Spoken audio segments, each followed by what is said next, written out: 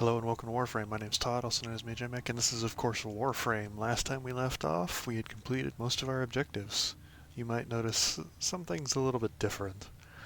Um, of course, I've changed around and I've switched to the account that I've been playing on more time than the previous account. The previous account was mostly just created for the purpose of kind of experiencing the beginning parts of the story, because a lot of players have real problems with starting out, so I just kind of wanted to give like a basis for how to start and kind of how to get into the game. Of course, this account has kind of gone a lot farther than that. You can see some of the decorations around my ship, and you can see that I've completed all of the quests. I don't know, can we replay? We could potentially replay the Apostasy Prologue. I think we can also replay the Sacrifice. Oh, spoilers.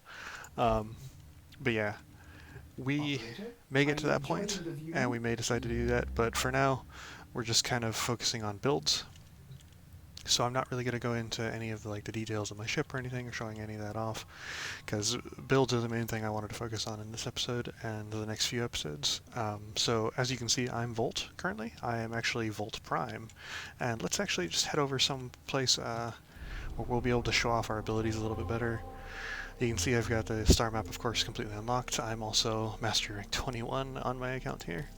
We're going to head over to Laroon de Relay, and we're going to show off Volt in the Simulacrum.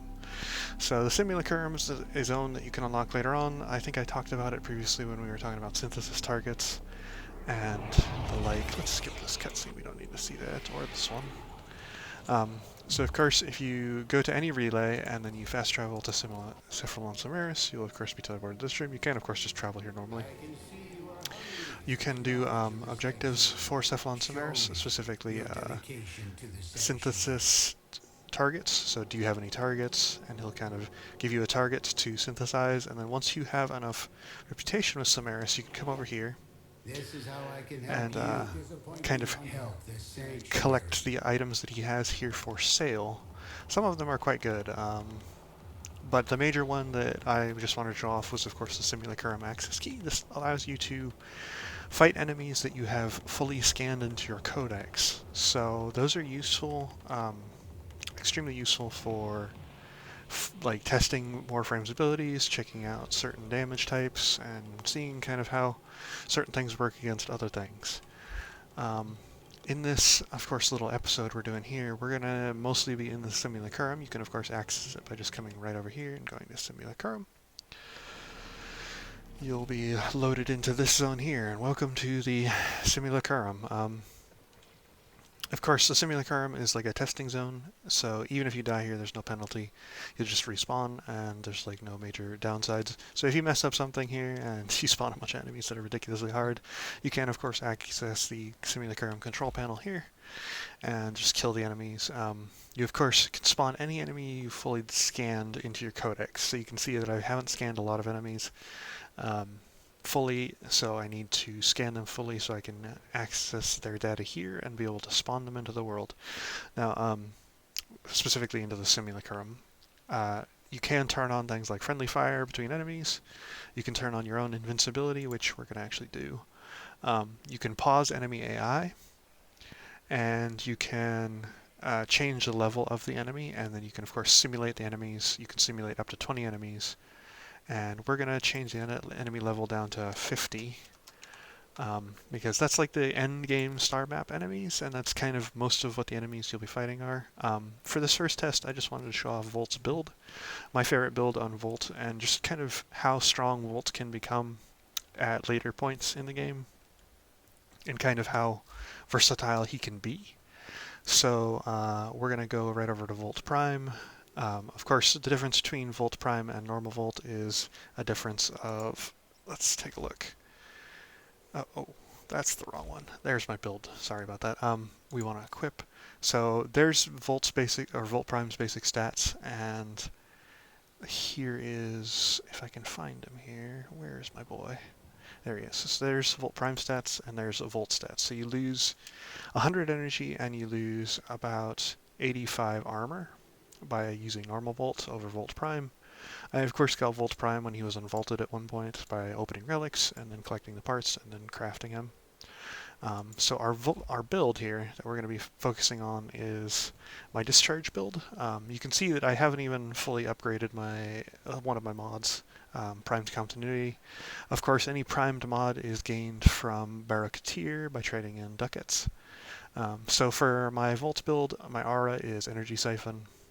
My Exilus slot is Power Drift. Now the drift mods or the Exilus mods like this you'd find on Lua, the moon mission. Specifically in Spy, I believe, is where you find those, if I'm not mistaken. We have the corrupted mod Transient Fortitude, which, as I stated previously, is in the Derelicts in Vaults. We have Prime Continuity, Stretch for a bit of ability range, Streamline for ability efficiency, Overextended, that's another corrupted mod. You can see its effect there. It's ability range, plus ability range, minus ability strength. Adaptation, this is a mod you can get from doing some of the endgame arbitrations. They're kind of very difficult missions that kind of get you slim rewards. This is a mod that actually drops in the arbitrations themselves, so you have to actually run multiple of them. Basic Vitality for extra health, and Capacitance, which is a Volt augment mod. You can see kind of what it does. Effectively, Capacitance's whole thing is whenever you use Volt's fourth ability, Discharge, you convert 3% of the damage you deal into shields for you and your team. And this is a very, very powerful mod, especially when combined with Adaptation, because Adaptation does work on shields. It's one of the few damage resistance that does. So you can gain 90% damage reduction on your shield, which, as you'll see, can be quite massive. So the major thing about this first build is focusing on Volt's fourth ability, Discharge. It's of course an AoE ability that can just zap enemies and kind of kill them over time. Some things to note about this fourth ability is it does go through walls. You don't have to see the enemy to hit them with it, as long as they're within range. It will stun any enemies it does not kill and turn them into Tesla coils, damaging enemies around them. It scales mostly off of how many enemies there are. So it's not necessarily a good ability to focus purely on damage with, because it doesn't really do that much damage no matter what you do with it. It's mostly a focus on how many enemies there are and being able to destroy large enemies at once. So this is mostly an AoE ability. So this is my basic build. Of course, I've got a duration of 118%. If that would be more if I fully maxed out my continuity. I've got 130% efficiency, I've got 235% range, and 110% strength. Now, you could feasibly reduce your strength if you wanted to, but I don't like having negative strength on Volt because that nerfs his second ability, of course, speed by a large amount, and I don't really like that. I like having a good amount of speed. Of course, Volt's third ability and first ability are as listed. Shock is just a basic attack. Speed is a damage up, and it also causes you to reload faster. Electric Shield, his third ability, of course, just projects a shield out, which, when shot through, gives you extra damage. So yeah, that's Volt in kind of a nutshell. Now, one of the major things we weren't able to go over in the other account, because I never was able to do them, was Arcanes. Arcanes are gotten from defeating Eidolons, and I don't really have a whole great selection of Arcanes because I haven't really farmed Eidolons all that much, but you can definitely do that, especially with a Warframe like Volt. His third ability, Electric Shield, is massively useful for defeating Eidolons, as it can block the projectiles of enemies. It has no health, so it is pretty much just an invincible wall that you put up and you can shoot through and gain extra damage for. So it's very useful for fighting Eidolons. I just currently have slotted in Arcane Victory, which just gives you more health. It gives you health regeneration when you get a headshot kill, and Arcane Pulse, which gives 5% chance to heal nearby allies whenever I pick up a health orb. Neither of which are massively useful. I'm not really focusing on them, because that's not really the focus of this video. It's not really about Arcane, it's mostly about the build, and just kind of showing off that some of the Warframes that I like to play. In this video, we'll also be showing off my Rubico Prime, which could be also used on just a standard Rubico. You can see the Rubico Prime stats here versus the standard Rubico, which I should have right here. Okay, so that's the Rubico Prime. This is the standard Rubico. You can see the upgrades. So it's faster fire rate, faster reload, more status chance, and slightly more damage across the board, plus also a 8% increase in a crit chance. So the Rubico Prime is one of my favorite weapons, and it's my favorite primary by far. I just really enjoy using it as a sniper rifle, and just as a weapon in general. It's very great for picking off a single target, and it pairs very well with Volt, and I will kind of show off why here. So I've spawned 20 Lancers, and these are just basic enemy Lancers. None of them are going to attack me because, of course, I paused their AI. We're also invincible, so even if they did attack us, it wouldn't really be a problem.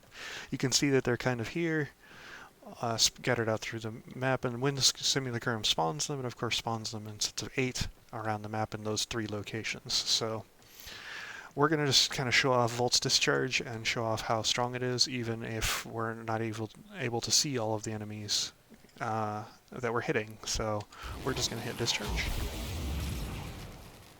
As you can see, most of the enemies were just killed by that singular discharge. And yeah, those are some of the highest level enemies you'll find in star maps. And we can just discharge again and probably kill off the last few ones. Discharge ability, the discharge's damage only ticks when there's an enemy nearby or in very set times. So it's not something that you will use to kill one enemy. It's something you'll use to kill large groups of enemies. As you can see, it killed the large groups of Lancers very quickly. So we were kind of able to deal with that almost instantaneously. And yeah, so that's why this build is very good, because when you go into things like Hydron and you want to kill all the enemies very quickly, because say you're ranking up a weapon, very, very easy to do things like Hydron with a build like this. So what we're going to do actually is we're going to show off the abilities of it. So we're going to crank the enemy level up to 75.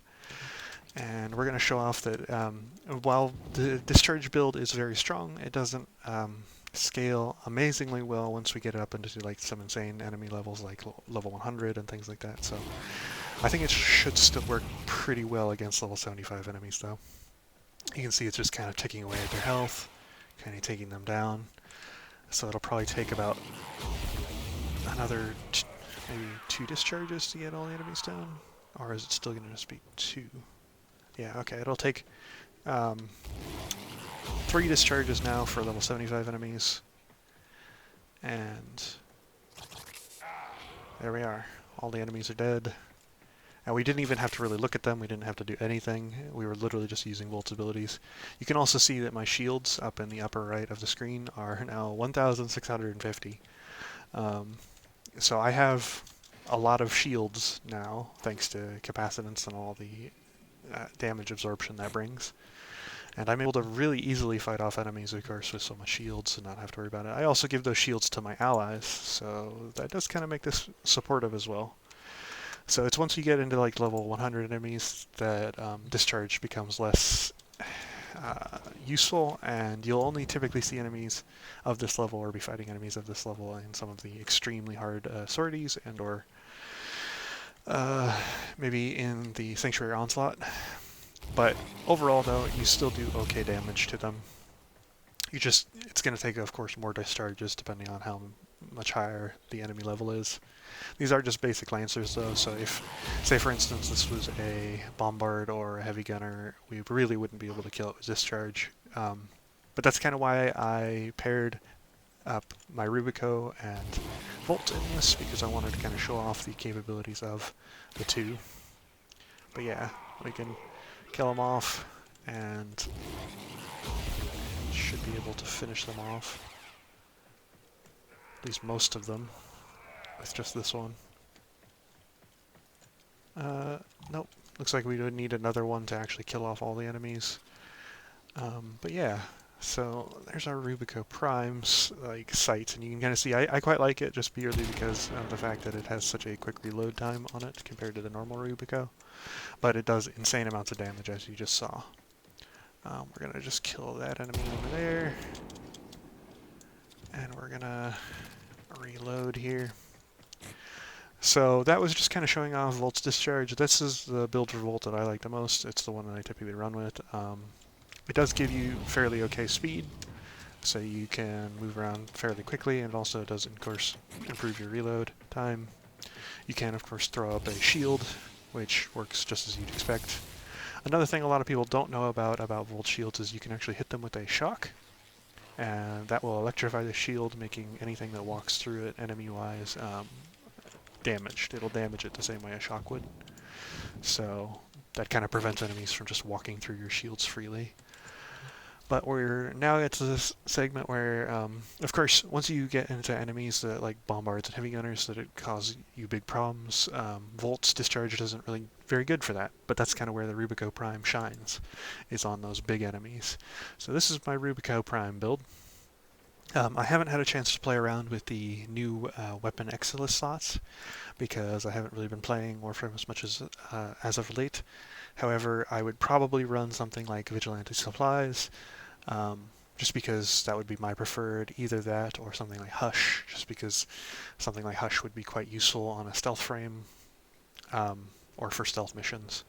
Otherwise, I don't really think there's a lot that would be beneficial for something like Sniper Rifle. I guess you could go with some more ammo, but it's really not all that great. Overall, though, our basic build is Serration for damage, Split Chamber for multi-shot, Vital Sense for critical damage, Point Strike for critical chance, Stormbringer for electricity damage, Infected Clip for toxin, which then becomes corrosive damage, Argon Scope. Now, Argon Scope is a very hard mod to get. You can only get it, of course, from the Disciples, which we had the chance to fight earlier, but they're the Disciples of the Stalker, and they're very annoying to fight, and this mod is very hard to get. So if you don't have this mod, you can of course replace it with something else. What are some basic mods that I would potentially go with? You could go with like Heavy Caliber, which is a corrupted mod, which you could potentially get for fairly easy. You could also potentially go with Critical Delay or even Hammer Shot, both of which should be fairly easy to get. You could also go with Hunter Munitions as well. Hunter Munitions is great for a weapon like this because our critical chance is just massive. The only reason I run Critical Argon Scope is because of the fact that it has the potential to give us orange crits, and that is something fairly useful for damage. Of course, if you don't know anything about Warframe, you don't understand that term, orange crits. Crits in Warframe have like 3 different stages. There's the basic yellow crits, which are just standard crits, which is your critical multiplier plus the damage that you already do. So it's effectively just adding to your damage. And then you have orange crits, which are the crit level above that, which adds on a second version of the critical multiplier. And then you have red crits, which are the crit version above even orange crits, which add on a third version of the crit multiplier, and that's what it is. And lastly, though, we have Vigilante Armaments, which gives me even more multi-shot. The reason I have both Split Chamber and Vigilante Armaments is because the more multi-shot you have, the higher chance of you getting more shots. So with both of these, I have a chance of shooting 3 bullets at once, not just 2. So that's actually amazing, especially for a sniper rifle, which can only fire so fast. And yeah, so I just kind of wanted to show off the capabilities of the Rubico Prime on one of my favorite enemies to test in the Simulacrum. So we're going to remove these Lancers. We're going to go over to the Corpus. So one of the enemies you can find in higher level on Fortuna is, if I can find my buddy here, where is he? Where is... Oh, I know I've scanned him fully. Where is he? Oh, Criminies. Now I'm just not able to find him.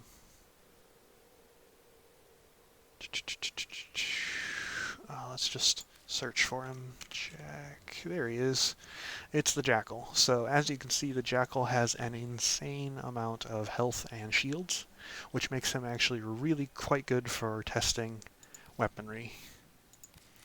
To put it in, and I wanted to kind of give us a perspective for this.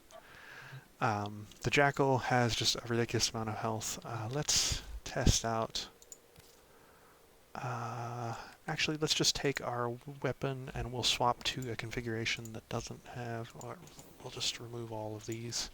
So we'll take off all of our mods and we'll come back out of here, and that should still, yeah. So this is just a basic Rubico Prime, unupgraded, without anything else. It's still a very tough weapon, but we can kind of see here in a second how weak it is against an enemy that is, well, level 100, and the Jackal. You can see I'm barely doing enough damage. I can't even really get through his shields. The Jackal has an insane amount of shields, specifically proto shields, which regenerate very, very, very quickly. With my current weapon, it would take more ammo than I have to kill that Jackal. So that's kind of a baseline for my Rubico Prime test here, is just kind of showing off how good this weapon could be. We're going to go with my corrosive first, so we're going to show off just how good this is against a weapon that it shouldn't be good against. Now, the Jackal is quite strong against corrosive, so corrosive shouldn't really be that good against him, but we can kind of show it off. You can see that I've already destroyed his shields, and I'm already destroying his health, and there was a red crit. I don't know why I actually got a red crit, maybe it was just a lucky chance. But effectively with my combo multiplier racking up and kind of just the sheer damage of my Rubico, I just killed a level 100 Jackal in maybe 2 clips. Not a lot of weapons could do that. I really don't know how to describe it better than just saying, if you ever get to Simulacrum and get the chance to test that, you'll see what I mean. This weapon is just ridiculous when fully modified, especially with the correct thing. I will also show off that the Jackal is what it is, and he's actually strong against... Oh. So of course, he's actually... You can see that the robotic is actually quite good against Toxin. Where is it? Okay, so the Proto Shield is actually strong against corrosive. You can see by the little vial marker that has the 2 negative signs by it. That means that he's not weak to corrosive in any way, but I just tore through his shields faster than he could even create them, and yeah. That's why the Rubico Prime is just an insane weapon. You could see just with that how much corrosive damage I was able to deal. It was enough to kill him, even though he's weak or strong against it. Corrosive is just kind of my favorite element to use, unless we're fighting Eidolons, then of course I would use Radiation. I did also want to show off kind of the combination of Rubico Prime plus a Volt, and just kind of how much damage that could do. You were seeing some of the damage numbers there that I was kind of able to do. Let's see.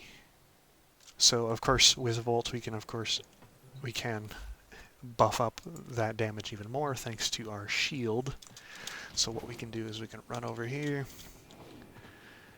and we can throw down our shield. And the reason I'm going into the armory that's over there every time I fight an enemy is because that allows me to reset my weapons. It will reset my shot counters. You can kind of see just how quickly we're going to be able to destroy this Jackal. We're just going to tear through him. We're just going to absolutely tear through him, and there was another red crit, and you can kind of see that this weapon will just absolutely tear through anything you throw it at. If we had the opportunity to really use this on an Eidolon, we'd just be able to destroy a joint in maybe in a single clip. We'd definitely be able to destroy the Terrorist's joints in a single clip. Some of the other Eidolons might take a little bit more punishment, but yeah. That kind of concludes Volt and his builds. The next time we come into a build video, we'll be kind of here in the Simulacrum. I'm just going to kind of skip out on worrying about the orbiter. In the future, if you guys want to see more about how I've designed my orbiter and just some of the stuff that I've got laying around, then I can definitely show that off. But majorly, I just want to talk about builds and kind of focus on that for the time being. Alright, so that kind of concludes that. If you don't really want to hear me soapbox a little bit, then you can just kind of turn off the video here. The rest of it's just going to be mostly me talking about future developments and maybe some of the suggestions I would have on alternative Warframes. So I definitely wanted to upload this video sooner. I wasn't really able to just because of the fact that it was the combination of the new update plus all the things that have been going on with me in my life. I really haven't been able to play Warframe as much as I would like. and I don't know if that's going to change in the future anytime, but I'm definitely going to finish off my build series, which will cap out at about 3 videos. So I'm going to do 2 more videos, and then that'll kind of be the end of my Warframe series for the time being. May choose to do more in the future, of course, but for right now, that's kind of where I'm going. Yeah, so I guess I could show off the looks of my Warframe at the very least. So I have lots of different color palettes on this account. So this is the Smoke Colors color palette, and that's the black that I use for my Warframes. This is the Classic Saturated palette, and that's the red that I use. This is the basic Classic color palette, and this is the white that I use. I believe that the white is also the same for the saturated, so it's just the whitest white that I could find. I also use the Classic Saturated, and I use this gold. So that's all the gold trim that you see on my character. And then for my energy, the red is the same red that I used previously, but this is the teal that I use, which is in the Classic Saturated palette.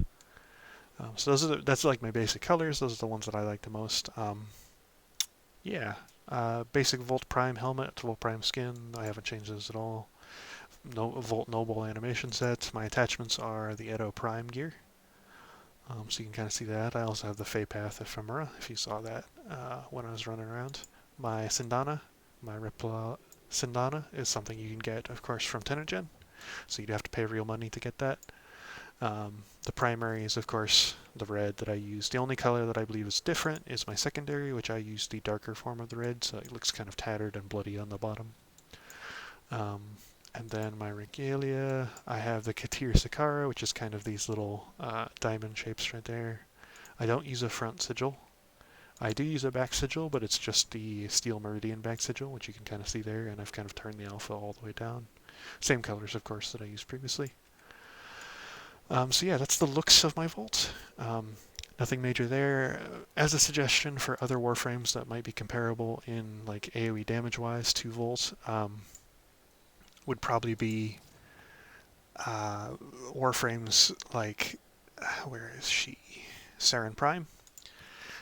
Or just Saren in general. Saren is an amazing Warframe for dealing AoE damage. The only downside to using a frame like Saren, of course, is that she can't do damage unless she sees an enemy first.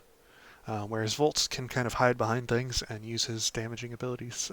That's the only major difference between the two, though Saren's damage can ramp up much, much higher than Volts. So on things like Sanctuary or Onslaught, Saren Prime would probably be better.